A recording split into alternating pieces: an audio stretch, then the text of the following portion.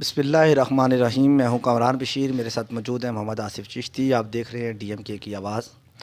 جب تک نہ کٹ مروں شاہد و عالم کی عزت پر، خدا شاہد ہے کامل اماں ہو نہیں سکتا۔ آج ایک میں ایسی خوبصورت شخصیت کے ساتھ موجود ہوں۔ آپ ایک شہید کے والد ہیں اور سابق امیدوار NA 60 ہماری اس حلقے کے امیدوار بھی ہیں، اور ماشاءاللہ آپ نے 15,000 ووٹ لیے۔ اور آج ہماری خوش نصیبی ہے کہ آپ ہمارے چینل ڈی ایم کے کی آواز بنے۔ جناب راجہ محمد زہیب شہید صاحب کے والد راجہ زید عقیل صاحب، آپ ہمارے ساتھ موجود ہیں، آپ سے بات چیت کریں گے، اور اگلا ان کا جو جنرل الیکشن آ رہا ہے اس والے سے آپ سے مشاورت کریں گے، بات چیت کریں گے کہ آپ نے آگے NA 60 کا الیکشن لڑنا ہے یا نہیں لڑنا۔ السلام علیکم سر۔ وعلیکم السلام سر جی، سب سے پہلے آپ کا بہت شکریہ، آپ ہمارے اس چینل ڈاکٹر مرشد خان کی آواز بنے۔ اعوذ باللہ من الشیطان الرجیم، بسم اللہ الرحمن الرحیم۔ کہ محمد سے وفاتوں نے تو ہم تیرے ہیں، یہ جہاں چیز ہے کیا لہو قلم بھی تیرے ہیں۔ میں راولپنڈی NA 60 سے قومی اسمبلی کا الیکشن میں نے لڑا ہے، جو میرے قبلہ محترم خادم حسین رضوی صاحب نے خصوصی طور پر مجھے ہدایت فرمائی کہ راج صاحب آپ پنڈی سے الیکشن لڑیں، تو میں نے ان کی بات پہ لبیک کہتے ہوئے اس پنڈی NA 60 کا الیکشن لڑا ہے۔ صحیح۔ عائشہ صاحب، آپ کے بیٹے نے اس ختم نبوت کے پیچھے اپنی جان کا نذرانہ پیش کیا، آپ کو فخر ہے اپنے پہ؟ میں ایک شہید کا والد ہوں، اور ایسا شہید جس نے اسلام کے پیچھے اپنی جان کا نذرانہ پیش کیا۔ بالکل، مجھے بہت فخر ہے جی کہ میرے بیٹے نے ایک ایسی شہادت پیش کی ہے حضور صلی اللہ علیہ وسلم کی ناموس کے لیے، جو ہمارا سب کا، جنہوں نے بھی کلمہ پڑھا ہے ان پہ یہ فرض ہے کہ حضور صلی اللہ علیہ وسلم کی ناموس کے لیے کھڑے ہو جائیں، اور حضور صلی اللہ علیہ وسلم کی عزت و ناموس کے لیے جب ہم مسلمان کھڑا ہو جاتا ہے تو اللہ تعالیٰ بھی ان کو اتنی عزتیں دیتا ہے کہ جیسے کہ میری عزتیں اللہ تعالیٰ نے مجھے بھی عطا فرمائی۔ صحیح۔ راج صاحب، جیسے آپ پہلے زندگی گزار رہے تھے، اپنا لائف سٹائل ہوتا ہے ہر انسان کا، بچے کی شہادت سے پہلے جو آپ کو پہلے عزت تھی، مقام تھا، علاقے میں آپ کی پہچان تھی، کیا اب بھی اسی طرح ہے، یا بچے کی شہادت کے بعد آپ سمجھتے ہیں آپ کی جو رسپیکٹ ہے، عزت ہے، اس میں اضافہ ہوا، آپ کی پہچان زیادہ بڑھی؟ اعوذ باللہ من الشیطان الرجیم، بسم اللہ الرحمن الرحیم۔ دیکھیں جی، جب اللہ تعالیٰ انسان کو اپنی حضور کی ناموس کے لیے چن لیتا ہے تو اس کی عزتیں وہ نہیں رہتی، اور اتنی بڑھ جاتی ہیں کہ اس کا اندازہ نہیں لگایا جا سکتا۔ کل تک مجھے جو ہے نا 7 محلے میں بھی کوئی نہیں جانتا تھا، تو آج پوری دنیا میں مجھے راجہ زہیب محمد زہیب زاہد شہید کی والد کی حیثیت سے جانتے ہیں، اور میرا ایک اللہ تعالیٰ نے ایک بہت زبردست جو ہے مقام بن گیا ہے۔ آپ سمجھتے ہیں کہ جو میں نے اسلام کے پیچھے اپنے بچے کو شہادت کے لیے اللہ تعالیٰ نے انہیں چنا، اور میں نے اپنے بچے کی تربیت ایسے کی تھی، آج الحمدللہ میری بھی پہچان میرے بچے کی وجہ سے بنی، اور لوگ مجھے سلام پیش کرتی ہے اس شہید کے پیچھے؟ جی بالکل، میرے بچے کو شروع سے بچپن سے ہی بہت شوق تھا۔ وہ مجھے کہا کرتا تھا کہ اپنی والدہ کو بھی کہا کرتا تھا، جب بھی نعت پڑھتا یا کچھ کرتا تو کہتا ہے کہ میں نے شہید ہو جانا ہے۔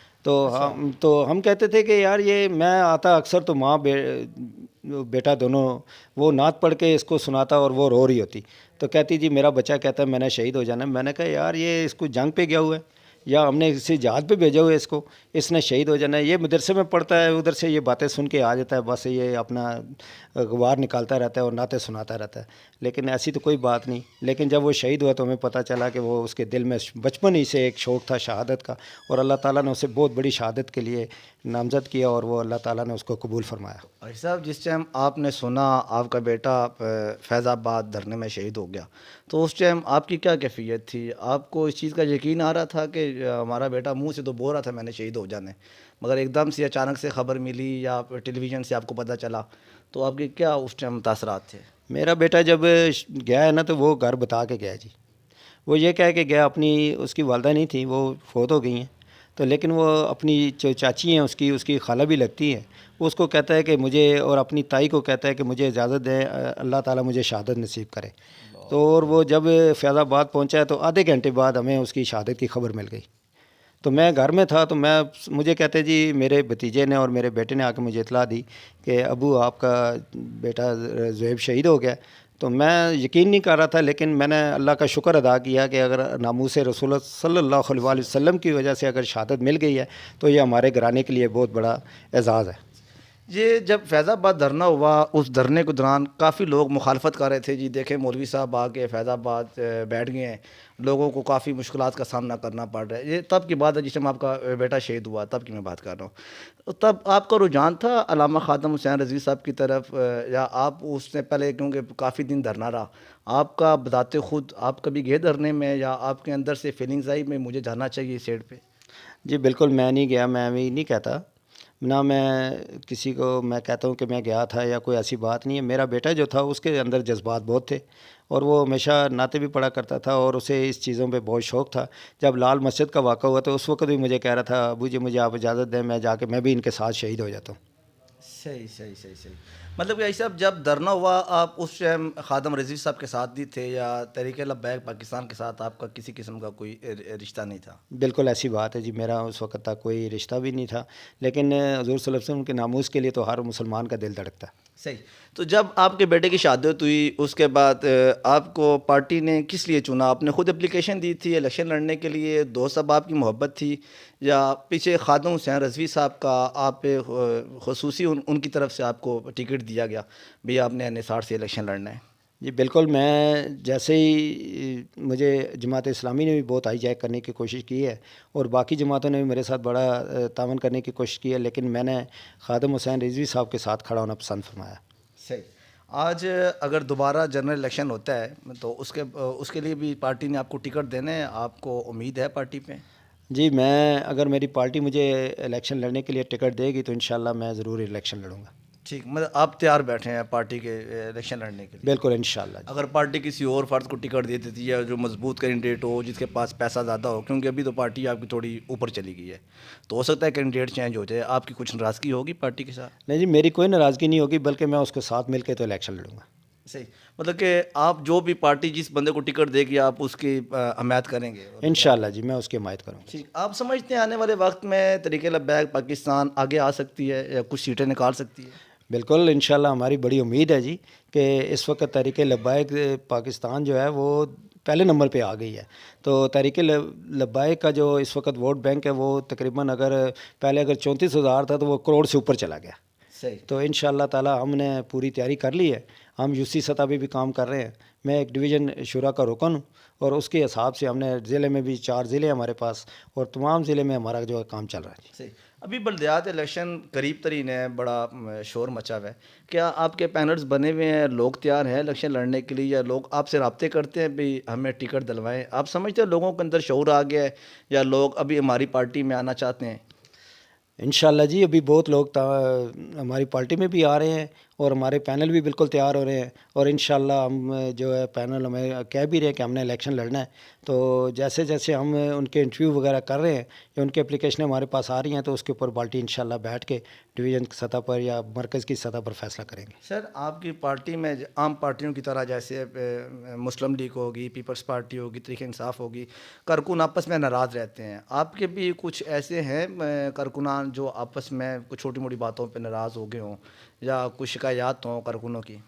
جی بالکل ایسا ہو جاتا ہے. کارکن جو نچلی سطح پہ ہوتا ہے اس پہ تھوڑے معاملات پیدا ہو جاتے ہیں. جب پارٹی کھل کے کام کرتی ہے تو ظاہری بات ہے ان بچوں کا معاملات ایسے ہو جاتے ہیں کہ ایک دوسرے کے ساتھ تھوڑا بہت ہوتا ہے، لیکن اس کے لیے ہم نے ڈویژن میں ایک مثالتی کمیٹی بنا دی ہے، اور وہ ہم جتنا بھی اگر کوئی کسی کا نیچے کوئی مسئلہ آتا ہے یا کچھ ہوتا ہے تو وہ ہمیں ریفر کر دیتے ہیں یا ہمیں اپلیکیشن دیتے ہیں. ہم انہیں اور ضلع کو اور پی پی کو اور یو سی کو بلا کے تو آپس میں صلح کروا دیتے ہیں. سر جی مگر میں نے آپ کا رکنیت سازی فارم دیکھا، اس کے اوپر باقاعدہ منشن تھا کہ جو آپ کا امیر ہو اس کی اطاعت آپ کے اوپر فرض ہے. تو پھر کسی اختلاف کی وجہ سے اگر جو کارکنان ہیں وہ امیر سے رابطہ نہیں کرتے یا اس کی بات نہیں سنتے تو کیا یہ غلط نہیں ہے؟ نہیں، امیر کی اطاعت کرنی تو بالکل جناب جس جگہ بھی ہے فرض ہے، اور اس کی اطاعت سے ہی آپ آگے چل سکتے ہیں. لیکن اگر فرض کی طرح کوئی امیر صاحب سے بھی کوئی انسان ہے غلطی ہو سکتی ہے تو اس کی ازالے کے لیے ہم نے مثالتی کمیٹی اسی لیے بنائی ہے کہ اگر اس میں کسی کی غلطی یا کوئی ہو جائے تو ہم انہیں سمجھا سکیں. آپ اپنے جو کارکنان ہیں، جو پی پی سطح پہ جو امیر ہیں، آپ ان سے کوئی ایسا پیغام دینا چاہ رہے ہوں ہمارے چینل کے توسط سے بھئی آپ مل جل کر کام کریں، اور جو نیچے طبقے کے لوگ ہیں جیسے کام کرنے والے لوگ ہیں آپ ان کے ساتھ اچھا برتاؤ کریں؟ بالکل ہماری جو تربیتی کنونشن ہوتے ہیں یا اس میں جو ہمارے معاملات ہوتے ہیں تو اس میں ہم اپنے پی پی سطح پہ یو سی سطح پہ بھی لوگوں کو ہم سمجھاتے ہیں کہ آپس میں مل جل کے اتفاق کے ساتھ کام کریں، اور اگر کوئی اختلافات وغیرہ ہو بھی جاتے ہیں تو ان کو پہلے نمبر تو اگنور کر دیں. اگر نہیں کر سکتے تو اس کے معاملات جو ہے نا، ایک اپنے اگر پی پی ہے تو وہ ضلع میں بات کر سکتی ہے، یو سی جو ہے پی پی سے بات کر سکتی ہے، پی پی ضلع سے بات کر سکتا ہے. اگر ضلع کی بات اگر نہیں مانی جاتی تو پھر ڈویژن سطح پہ ہم نے ایک مثالتی کمیٹی بنائی ہے، اس میں ہم فیصلے کرتے ہیں. صحیح. راج صاحب، آخر میں کوئی آپ ایک اہم پیغام دینا چاہ رہے ہوں ہمارے چینل کے ذریعے اپنے جتنے بھی آپ کے کارکنان ہیں ان کو، اور باقی جو ہمارے لوگ ہمارے فالورز ہیں انہیں کیا پیغام دینا چاہیں گے؟ ہم کوشش کر رہے ہیں جی کہ ہم سب کو یہ میرا پیغام ہے کہ مل جل کے کام کریں. ہم نے اپنے دین کے لیے کام کرنا ہے، اور انشاءاللہ تعالی حضور صلی اللہ علیہ وسلم کا دین جو ہے، جو آج سے 1400 سال پہلے آیا تھا، اسی کو ہم دوبارہ کوشش کر کے ایک جس طرح ہو بہو اسی کو طرح لایا جائے، اور عوام کی خدمت بھی اسی طرح کی جائے جس طرح ہمارے صحابہ نے کی، حضور صلی اللہ علیہ وسلم نے کی، صحابہ نے کی، پھر آگے تابعین، تبع تابعین سب نے کی. اور انشاءاللہ ہمارا بھی منشور یہی ہے کہ ہم حضور صلی اللہ علیہ وسلم کا دین تخت پہ لائیں اور اسی طریقے سے کام کیا جائے. صحیح. جی ناظرین، آپ نے سنا راجہ زیاد عقیل صاحب کا یہ کہنا تھا کہ اپنے دین کی طرف آئیں، رسول اللہ صلی اللہ علیہ وسلم کے دین کو تخت پہ لے کے آنا یہ ہمارا منشور ہے، ہمارا مشن ہے، اور انشاءاللہ ایک دن یہ دین اسلام ضرور تخت پہ ہوگا. مزید ایسی شخصیات سے ملنے کے لیے دیکھتے رہیے ہمارا چینل ڈوک منشی خان کی آواز. محمد کامران بشیر اور محمد آصف کو دیجیے اجازت. اللہ حافظ.